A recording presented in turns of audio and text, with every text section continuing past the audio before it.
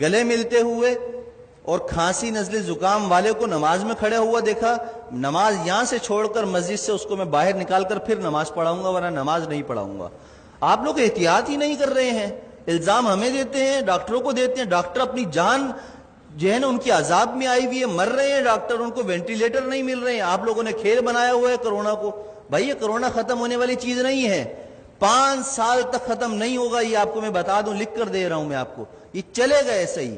جب آپ سبزی کی دکان پر جا سکتے ہیں، آپ سپر مارکیٹ جا سکتے ہیں، مسجد بھی آئیں، جمعہ پڑھیں، نماز پڑھیں، ڈسٹینس ختم کریں، نماز کے فوراً بعد ڈسٹینس پیدا کر لیں۔ سنت نفل پڑھنی ہے، پیچھے چلے جائیں، جگہ بدل لیں، اسی جگہ پر نماز نہ پڑھیں دوبارہ۔ یہ ایک کام تو یہ کریں، ہاتھ نہ ملائیں،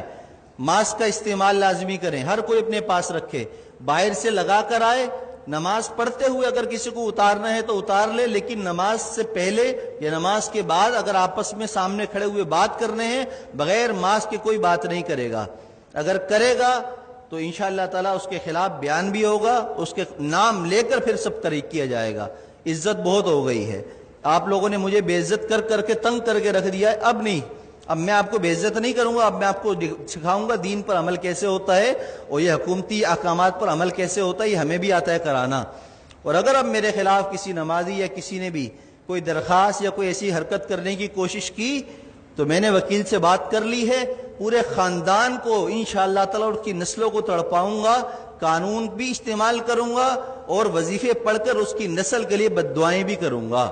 اس لیے کہ میں بہت تنگ آ چکا ہوں آپ لوگوں کی ان حرکتوں کی وجہ سے۔ 3 مہینے ہو گئے مجھے برداشت کرتے ہوئے، بد احتیاطی ختم کرنے کا نام کوئی نہیں لے رہا، بس ٹائم پر ٹک ٹک ٹک ٹک اذان، ٹک ٹک ٹک ٹک اذان۔ ابے پرہیز تو کرو،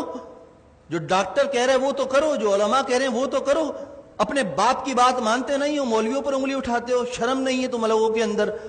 میں نے کہا تھا، ہمارے نائب امام صاحب نے ایک جمعے کو رمضان میں نہیں تھا، تھوڑی سی رکعت لمبی کر دی تو پیچھے 2 لوگوں نے کہا کہ آپ کو نماز پڑھانی ہے، لمبی نماز پڑھا دی، شرم نام کی چیز نہیں ہے، امام کو ایسے کہتے ہو؟ پورا زندگی جس نے قرآن پڑھنے میں، علم حاصل کرنے میں لگا دی، تمہاری نماز پڑھاتا ہے، اس کو تم کہتے ہو نماز پڑھانی نہیں آتی؟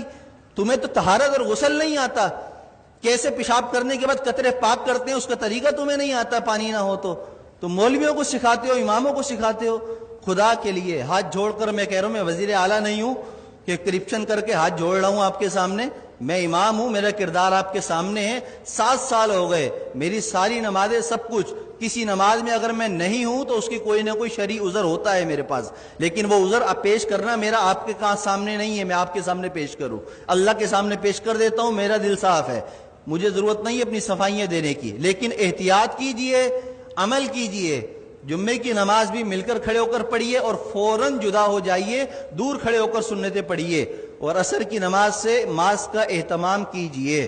جیب میں رکھ کر لائیے، پہن کر لائیے، بات کرنی ہو ماسک لگا کر پہنیے، مجھ سے مسئلہ پوچھنا ہو 1 فٹ دور بیٹھ کر مجھ سے مسئلہ پوچھیے، ہاتھ اور ملانے کی اور مجھے خیریت لینے کی آپ کو ضرورت نہیں، الحمدللہ میں خیریت سے ہوں۔ اللہ ہم سب کو دین کی سمجھ اور عمل کی توفیق عطا فرمائے۔ میری باتیں کسی کو بری لگی ہوں تو پیشگی معذرت ہے، معذرت، جزاک اللہ خیر۔